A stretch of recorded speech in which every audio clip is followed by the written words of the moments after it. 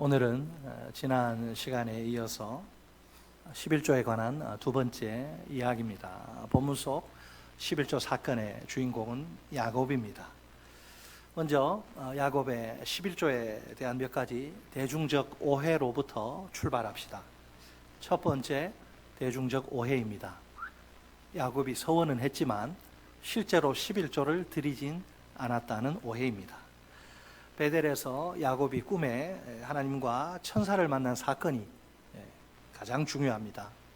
그 이유가 무엇일까요? 여호와께서 자신을 야곱에게 베델의 하나님이라 소개하시기 때문입니다. 야곱도 여호와를 엘 베델, 즉 베델의 하나님이라 부르기 때문입니다. 만약 야곱이 11조를 소원만 하고 실제로는 드리지 않았다, 그러면 어떨까요? 그가 베델에서 제단을 쌓고 감히 그곳을 엘 베델이라 부를 수 있을까요? 당연히 대답은 부정적일 수밖에 없습니다. 특별히 후대의 이스라엘 역사에서 베델은 11조의 성지로 우뚝 섭니다. 야곱이 11조를 실제로 하지 않았다는 근거는 성경 어디에서도 찾을 수 없습니다. 이번에는 야곱의 11조 사건에 대한 두 번째 대중적 오해입니다. 야곱의 11조 서원이 불순한 의도에서 나온 것이란 오해입니다. 하나님과 거래, 밀당, 딜 하려는 그런 얕은 계산이 깔려 있다는 것이지요. 과연 베델 사건과 더 나아가 창세기는 야곱을 어떤 인물로 묘사하나요? 불순한 의도로 서원하며 하나님과 타협하려고 한 자로 묘사하지 않습니다. 원래 야곱은 다들 잘 아시듯이 자기 형 에서의 그 장자권과 또 축복권을 속임수로 가로채죠. 그 후 에서의 분노를 피해 고향인 그 브엘세바를 떠나 외삼촌 있는 바단 아람으로 도피합니다. 그리고 그 길이 3일 길인데 그 3일 길을 가던 중에 어느 들판에서 하룻밤을 보내게 됩니다. 노숙을 하게 돼요. 이 유랑길에서 하나님이 먼저 꿈으로 이제 야곱을 찾아오십니다. 12절을 보면 야곱의 꿈은 도망자의 무서운 악몽이나 가위 눌림이 아닙니다. 야곱의 꿈 12절 뭐라고 되어 있나요? 꿈에 본즉 사닥다리가 땅 위에 서 있는데 그 꼭대기가 하늘에 닿았고 또 본즉 하나님의 사자들이 그 위에서 오르락 내리락 하고. 아멘. 왜 야곱이 베델에서 11조를 드리겠다고 서원한 걸까요? 그가 여호와 하나님의 꿈과 비전을 보았기 때문입니다. 사닥다리가 놓이고 천사가 오르락 내리락 하며 그 위에 서신 여호와 하나님의 꿈과 비전을 말입니다. 그 꿈은 환상적인 비전인데 크게 두 가지를 보여줍니다. 하나는 천상의 세계와 지상의 세계가 연결되어 있다는 사실입니다. 또 하나는 하늘의 하나님의 뜻이 지상에서 어떻게 이루어지는가입니다. 하늘 세계가 이 땅 안으로 침투해 들어오는 중입니다. 야곱은 이 하늘 비전으로 살아야 합니다. 그래서 하나님이 야곱을 이 하늘 비전 속으로 초청하십니다. 이 하나님의 부르심에 야곱은 자연스럽게 11조 서원으로 응답합니다. 그러나 13절로 14절에 따르면 이것이 전부가 아닙니다. 하나님은 하늘의 별빛 가운데서 야곱에게 놀라운 축복과 약속을 주십니다. 13, 14절 또 본즉 여호와께서 그 위에 서서 이르시되 나는 여호와니 너의 조부 아브라함의 하나님이요 이삭의 하나님이라. 내가 누워있는 땅을 내가 너와 내 자손에게 주리니 내 자손이 땅에 티끌같이 되어 내가 서쪽과 동쪽과 북쪽과 남쪽으로 퍼져나갈지며 땅의 모든 족속이 너와 내 자손으로 말미암아 복을 받으리라. 아멘. 자, 세 가지 약속, 땅의 약속과 자손의 약속과 열방의 복이 되는 약속, 이 세 가지죠. 여기서 정말 흥미로운 점이 하나가 눈에 들어옵니다. 아브라함과 야곱에게, 아브라함도 이런 약속 받죠. 아브라함과 야곱에게 이런 약속을 주신 곳이 모두 베델이란 점입니다. 베델은 하나님의 약속이 반복적으로 주어진 계시의 특별한 장소입니다. 또한 야곱이 변화를 경험한 거룩한 체험의 장소입니다. 그러기에 아브라함과 야곱의 삶엔 공통점이 하나 있습니다. 두 사람 다 베델에서 하나님을 인격적으로 만났다는 점입니다. 문제가 하나 있습니다. 야곱이 땅의 약속을 받았는데 지금 약속의 땅을 떠날 수밖에 없다는 사실입니다. 어쩔 수 없는 거예요. 영화 제목처럼 어쩔 수 없이 지금 약속의 땅 거기 계속 살아야지 복을 받잖아요. 근데 떠나야 된단 말이에요. 지금 이 문제는 어떻게 그러면 해결될 수 있을까요? 하나님이 당연히 아시겠죠. 자, 15절에 의하면 하나님이 야곱에게 또 직접적인 약속을 주십니다. 자, 15절 우리 같이 한번 읽어보겠습니다. 시작. 내가 너와 함께 있어 내가 어디로 가든지 너를 지키며 너를 이끌어 이 땅으로 돌아오게 할지라. 내가 네게 허락한 것을 다 이루기까지 너를 떠나지 아니하리라 하신지라. 아멘. 잠깐 떠났다가 어떻게 한다고 다시 돌아오는 거예요? 네. 내가 너와 함께 하리라. 임마누엘의 축복이 약속의 기본 근거 뿌리예요. 그 뒤로 이제 구체적인 약속이 줄줄 나오는 걸 우리가 봅니다. 내가 너를 보호할 것이고 무사히 귀환하도록 해줄 것이며 약속이 다 이루어지도록 성취를 보증할 것이다. 이런 말이죠. 가만히 생각하면 속인 야곱보다 속임 당한 에서 편에 하나님이 서셔야 하는 것 아닌가요? 그게 하나님의 공의 아닌가요? 현실은 정반대니까 우리 인간의 도덕관념으로는 잘 이게 이해되지 않습니다. 하지만 이것이야말로 성경이 선포하는 복음입니다. 우리가 야곱뿐만 아니라 우리가 누구나 하나님의 축복을 받는 유일한 비결은 오직 은혜입니다. 솔직히 야곱이라는 인간 얼마나 야비한가요? 아주 야비하죠. 그는 태어나면서부터 형 이겨먹으려고 형의 발꿈치를 잡습니다. 무엇이든 좋은 것은 다 자기 것으로 만들려고 합니다. 다 독차지해야 직성이 풀려요. 수단과 방법을 가리지 않고서 말입니다. 그런데도 하나님이 이 야비한 속임수꾼 야곱의 편에 서신 이유가 무엇일까요? 이유는 딱 하나. 하나님이 이미 어미 태중에서 뱃속에서 야곱을 선택하셨기 때문입니다. 에서 야곱 같이 들어있었는데 야곱을 선택하셨기 때문에. 자, 바울 역시 로마서 9장에서 똑같은 이야기를 하지요. 에서와 야곱이 아직 태어나지도 않은 그런 때입니다. 그들이 무슨 선이나 악을 행하지 않은 상태죠. 그런 때 이미 여호와께서 야곱은 사랑하고 에서는 미워하였다 이렇게 말합니다. 이렇게 하나님은 선택을 하시고 자신이 선택한 자는 끝까지 포기하지 않으십니다. 한없는 사랑으로 품으시고 사랑하십니다. 하나님의 주권이 선택은 말을 할 수 없어요. 우리가 이해가 되지 않더라도. 자, 이 사랑, 하나님의 이 사랑의 능력이 얼마나 놀라운가요? 누구든지 이 엄청난 하나님의 사랑을 받기만 하면 변화될 수밖에 없습니다. 이것이 바로 우리가 믿는 복음이에요. 오직 하나님의 사랑만이 저 야비한 사기꾼 야곱을, 죄 많은 우리를 변화시킬 수 있습니다. 다만 하나님의 사랑만이 이 세상이 포기한 구제불능의 최악의 죄인이라도 변화로 이끌 수 있습니다. 믿으십니까? 사랑으로 야곱이 변화되는 거예요. 야곱의 변화를 이제 16절로 17절이 소개합니다. 속임수꾼 야곱이 잠에서 깬 후에 하나님의 무조건적 사랑에 반응한 거죠. 야곱이 잠이 깨어 이르되 여호와께서 과연 여기 계시거늘 내가 알지 못하였도다. 이에 두려워하여 이르되 두렵도다. 아멘. 하늘의 거룩하신 하나님, 보면 그 영광에 두드려 맞아 죽습니다. 하나님의 거룩을 견딜 수가 없기 때문에 거룩한 존재 천사라도 하나님의 임재를 체험하면 죽는다는 생각이 다 있어요. 구약의 사람들. 그래서 두려워합니다. 죽을까 봐. 하늘의 거룩하신 하나님이 아니신가요? 그 하나님이 야곱이 눈 그곳에 친히 오셔서 거하시다니요. 누구도 상상조차 할 수 없는 일입니다. 살아남을 수가 없어요. 따라서 야곱은 거룩하신 하나님의 임재 앞에서 큰 두려움을 느끼고 벌벌 떱니다. 이런 그가 감히 얄팍하게 계산적인 마음으로 서원할 수는 없겠죠. 하나님께. 특히 17절에 선언이 전부는 아닙니다. 야곱이 아직 갈 길이 많이 남아있지만 매우 의미 있는 두 가지 행동을 합니다. 우선 18절로 19절을 보면 야곱이 아침에 일찍 일어납니다. 베개로 삼았던 돌을 가져다가 기둥으로 세웁니다. 그 위로 또 기름을 붓고 그곳 이름을 베델, 하나님의 집이라고 합니다. 야곱이 하나님의 집에서, 하늘의 문에서 하나님을 예배하기 시작한 겁니다. 그가 예배로 하나님께 더 가까이 나아가며 온전한 사람으로 이렇게 변화되어 갑니다.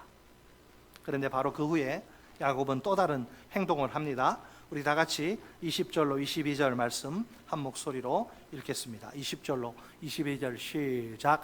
야곱이 서원하여 이르되 하나님이 나와 함께 계셔서 내가 가는 이 길에서 나를 지키시고 먹을 떡과 입을 옷을 주시어 내가 평안히 아버지 집으로 돌아가게 하시오면 여호와께서 나의 하나님이 되실 것이요 내가 기둥으로 세운 이 돌이 하나님의 집이 될 것이요 하나님께서 내게 주신 모든 것에서 10분의 1을 내가 반드시 하나님께 드리겠나이다 하였더라. 아멘.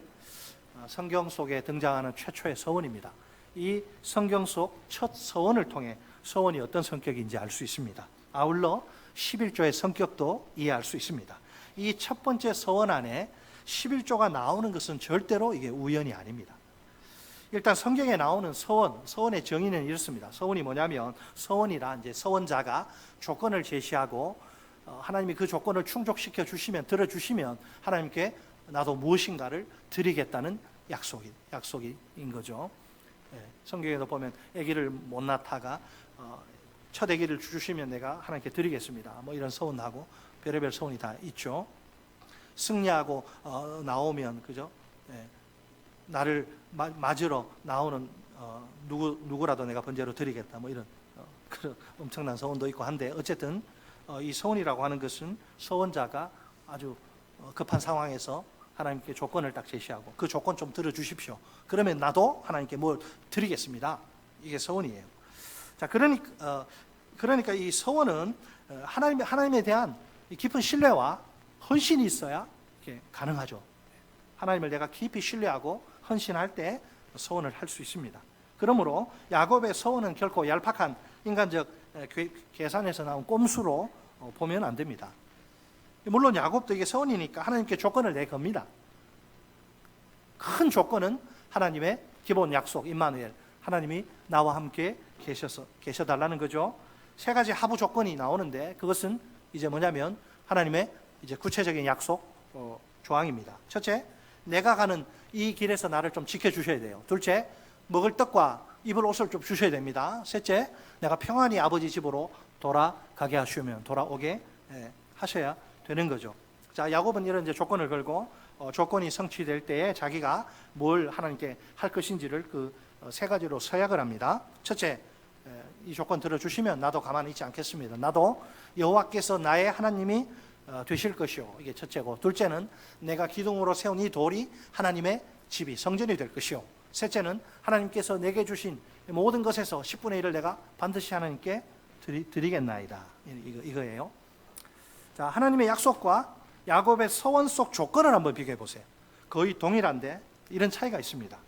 자, 내가 내게 허락한 것을 다 이루기까지 너를 떠나지 아니하리라. 이 약속은 빠집니다. 그 대신 먹을 떡과 입을 옷을 주시어란 조건이 추가됩니다. 지금 야곱은 하나님과 거래하려고 서원의 조건을 생각해낸 게 아닙니다.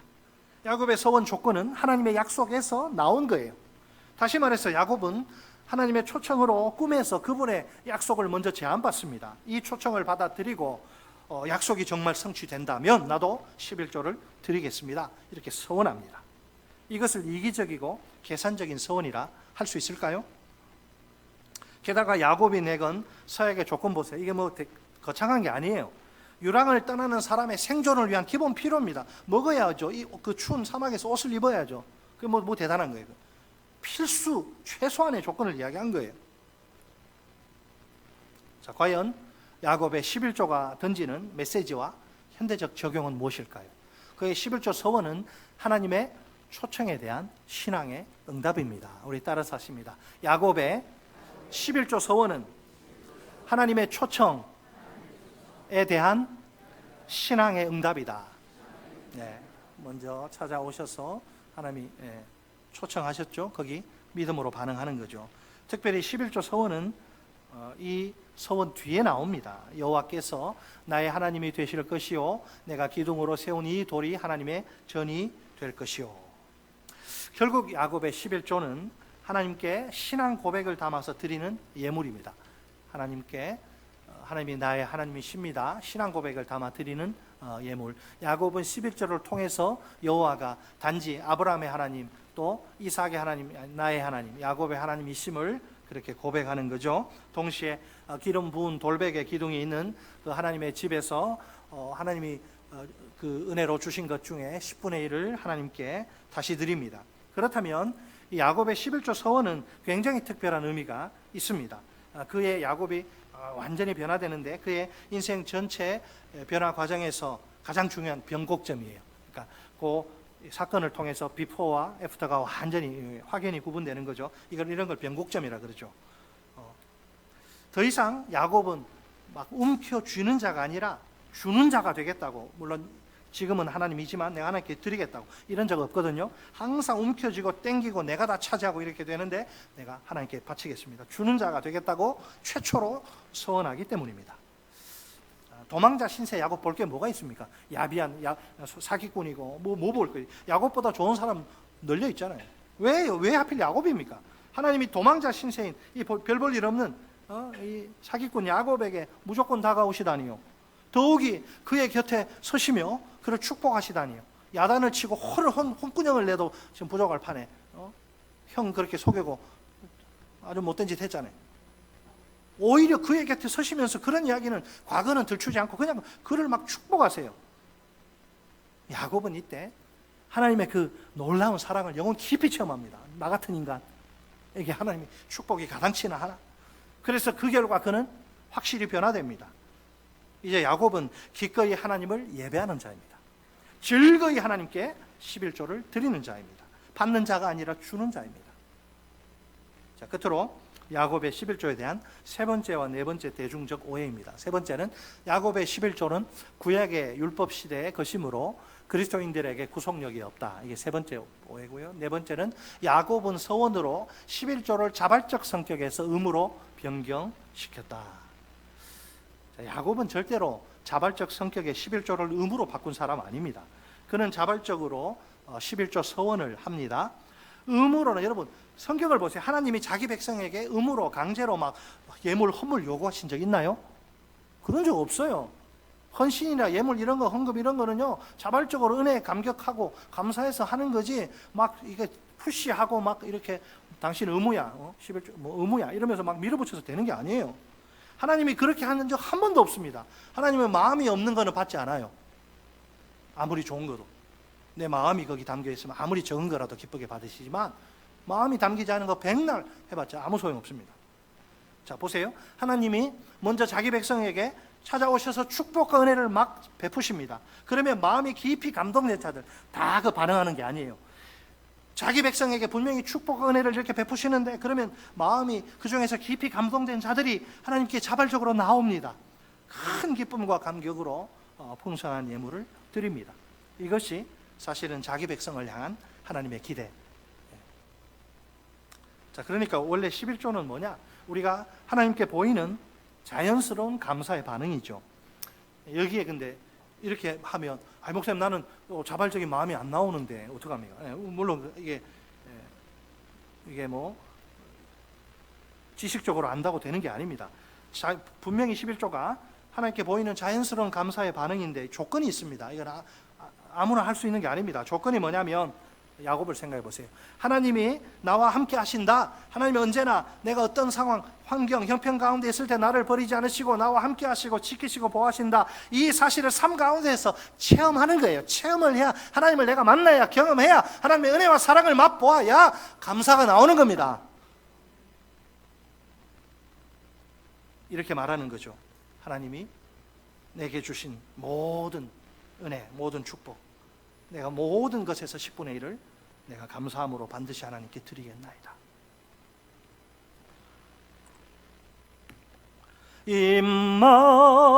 임마누엘 임마누엘. 사람은요 병들고 가난해지고 돈 떨어지면 친구 다 떨어지고 내가 힘들고 어려우면 가까이 하지 않으려 그래요. 하나님은 그렇지 않아요. 한번 선택했기 때문에 내가 어떤 상황이 있더라도 나와 함께 하시고 인도하십니다. 믿으십니까? 임마누엘의 하나님을 경험하면 누구나 자연스럽게 나오는 본의 반응이에요. 예물 11조 포함해서 모든 이 예물은 주께서 내게 주신 은혜를 내가 무엇으로 보답할까?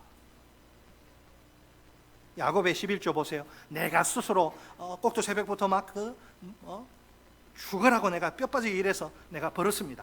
이 11조가 스스로 노력해서 얻은 것의 10분이라고 하지 않습니다. 뭐라고 그럽니까? 그러면 하나님이 주신 모든 것에서 나온 것입니다 고백하는 거예요. 그러니까 하나님이 모든 것을 내게 주셨다, 내가 열심히 노력해서 내가 얻었다, 하나님이 모든 것을 주셨다, 이렇게 믿는 게 중요합니다. 세상에 별일이 다 있잖아요. 어떤 여자가 부천입니까? 아파트에서 사람 통행하는데 투신 자살했는데 50대 가정에 가다가 깔려서 같이 죽었잖아요. 참 기가 막혀. 한순간도 우리를 지켜주지 않으시면 직장생활 삶 못합니다. 건강 안 주시면요, 허리 한번 아프면 얼마나 아픈지 알잖아요. 여러분 꼼짝을 못해. 허리 한번 하면 하나님이 우리에게 모든 것을 주십니다. 11조는 그 주신 것에서 내가 감사한 마음으로 드리는 거예요. 고백으로 하나님이 모든 것을 주셨습니다 믿고 하나님이 주신 모든 것에서 이 나온 것입니다 드리는 거죠. 그 믿음을 11조로 표현할 수밖에 없는 겁니다. 이처럼 11조는 감사의 마음에서 자발적으로 드리는 예물입니다. 11조는 의무이기 때문에 드리는 그 비인격적 율법 규정 아닙니다. 자발적으로 이제 하나님의 은혜를 체험하고 이렇게 드리면 그게 최선이죠. 자, 여기서 우리가 꼭 기억해야 할 게 하나 있습니다. 야곱이 언제 11조 서원을 했느냐? 그 때가 중요하다는 사실이죠. 시점은 언제죠? 야곱이 하나님을 만나고 그분의 약속을 들은 후입니다. 이 야곱의 서원의 취지는 무엇일까요? 자, 하나님의 약속을 믿고 실천할 때 그분이 약속을 이루어 주실 것입니다. 그러면 이제 야곱은 여호와를 자신의 하나님으로 삼을 것입니다. 베델을 하나님의 집으로 만들 것입니다. 거기서 11조를 드릴 것입니다. 이렇게 맹세한 후에 그는 하나님의 약속을 믿고 살아갑니다. 그 결과 하나님의 신실하심과 은총을 경험하게 됩니다. 비로소 아브라함의 하나님과 이삭의 하나님과 야곱의 하나님이 되는 거죠. 내 부모의 조상의 하나님이 아니라 나의 하나님이 되는 거죠. 이처럼 야곱은 조상의 하나님이 바로 나의 하나님임을 경험하게 되면 그때 11조를 드리겠습니다 서원합니다. 하나님이 나의 하나님으로 느껴지지 않는데 어떻게 11조 합니까? 그건 불가능합니다. 안 하면 불이익이 나고 그러면 모르겠지만 그런 거 없잖아요. 자발적으로 하는 거죠. 근데 중요한 것은 하나님이 나의 하나님임을 내가 진정으로 체험하면 이제 드릴 수가 있는 거죠. 자, 여기에 야곱 스토리의 핵심 주제가 있습니다. 야곱이 어떻게 이 사기꾼이고 아주 정말 인간적으로 아주 그렇잖아요. 좀 아주 평가할 때 아주 안 좋은 사람이잖아요. 야곱이 어떻게 신앙의 사람, 예배의 사람, 실천의 사람으로 변화되는가? 야곱 스토리는 변하거든요. 비포 애프터를 살펴보는 건데, 자, 오늘 이 자리에 모인 우리는 어떤가요? 나는 신앙의 사람, 예배의 사람, 실천의 사람이 맞나요? 이미 우리에게 예수 그리스도께서 찾아와 주셨죠. 야곱에게 하나님 찾아오셨듯이 이미 우리에게 예수 그리스도께서 찾아와 주셨습니다. 우리가 이 예수 그리스도를 만나면 됩니다. 예수님은 누구에게나 제한이 없습니다. 누구에게나 와보라, come and see, 와보라 이렇게 초청하십니다. 무엇보다 우리가 하나님의 임재 그 현장인 이 예배를 통해서 예수 그리스도를 만나야 합니다. 그리고 그 말씀을 통해서 선포되는 그분의 비전과 약속을 듣고 붙들어야 합니다. 야곱은 그저 베델에서 꿈을 통해서 그 사닥다리를 봅니다. 그러나 오늘 우리는 그것보다 훨씬 더 큰 일을 봅니다. 하나님의 아들이 친히 사닥다리가 되셔서 하늘과 땅을 연결하신 겁니다. 우리도 나다나엘에게 주님이 주신 요한복음 1장 50절로 51절 말씀을 기억하면 좋겠습니다. 한번 같이 읽어볼까요? 시작. 예수께서 대답하여 이르시되 내가 너를 무화과 나무 아래에서 보았다 함으로 믿느냐? 이보다 더 큰 일을 보리라. 또 이르시되 진실로 진실로 너희에게 이르노니 하늘이 열리고 하나님의 사자들이 인자 위에 오르락 내리락 하는 것을 보리라. 아멘. 자, 오늘 우리는 야곱과는 비교도 안 될 신비한 꿈을 벌써 본 사람들입니다. 하나님의 사자들이 인자 위에 오르락 내리락 하는 걸 보았기 때문입니다. 예수 그리스도는 땅과 하늘 사이의 공간을 연결하는 수단입니다. 광활하기 짝이 없는 하늘과 인자 위를 오르락 내리락 하는 천사들 보십시오. 인자 안에서 우리에게 활짝 열린 하나님의 능력과 자원이 얼마나 풍성한지요. 하늘과 땅이 연결되어서 이제 하나님의 능력과 자원이 우리에게 올 수가 있는 거예요. 예수 그리스도 신이 사닥다리가 되셔서. 자, 감사하게도 바로 그 인자 예수 그리스도가 우리 인류 가운데 오십니다. 우리 인류와 함께 33년 짧은 동안 사십니다. 그런 후 다시 하늘로 올라가셔서 성부의 보좌 옆에 계십니다. 거기서 뭐 하시느냐? 거기서 우리를 위해 쉬지 않으시고 중보하십니다. 기도하십니다. 그 은혜로 우리가 하늘의 보호와 은혜를 얻게 된 것이죠. 실제로 예수 그리스도는 오늘도 우리 삶 가운데서 우리와 함께 하십니다. 항상 우리를 보호하시고 지키십니다. 언제나 우리에게 모든 좋은 것들을 아낌없이 주십니다. 만약 내가 매일매일 삶 속에서 이 좋으신 예수 그리스도를 경험하고 있다면 어떨까요? 예물을 들고 하나님의 집 교회로 가서 하나님께 예배하는 것 지극히 당연한 일이 아닐까요? 결국 내가 살아계신 그리스도를 매일의 삶 속에서 체험하는 것이 중요합니다.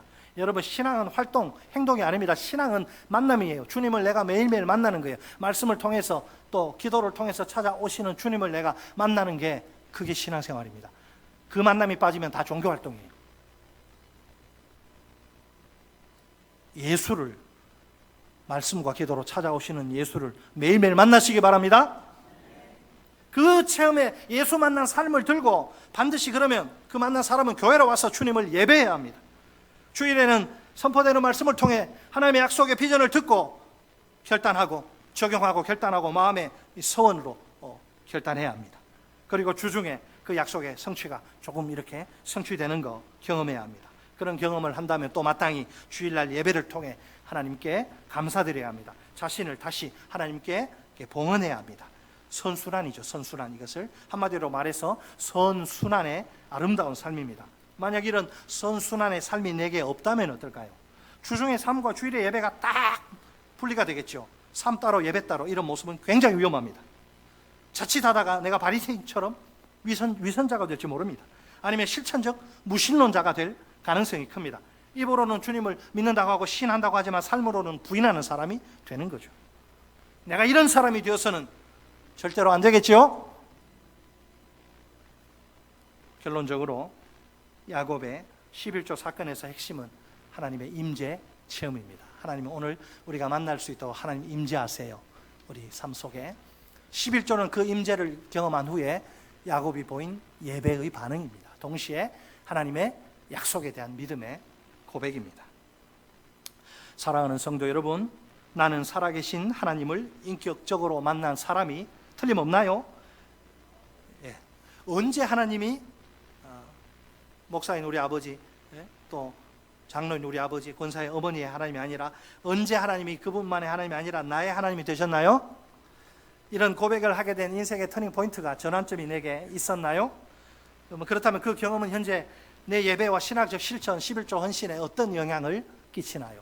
제가 이야기했죠. 11조 헌신 이런 것은 주님을 만나고 은혜 체험한 사람이 할 수 있는 거라고요. 오늘 나는 야곱처럼 하나님의 돌보심과 인도하심을 느끼며 살고 있나요? 만약 그렇다면 나는 그 은혜에 지금 어떤 반응을 보이고 있나요? 우리 모두 꼭 살아계신 하나님을 인격적으로 만납시다. 그분을 야곱처럼 나의 하나님으로 고백합시다. 매일매일 주님의 돌보심과 인도하심이란 은혜를 체험하며 삽시다. 주일날 신앙 고백이 담긴 11조를 들고 예물을 들고 예배의 자리로 나아옵시다. 큰 기쁨과 감격 속에서 하나님을 예배합시다. 하나님의 신비한 초청의 예배로 응답하는 우리는 그분의 백성입니다.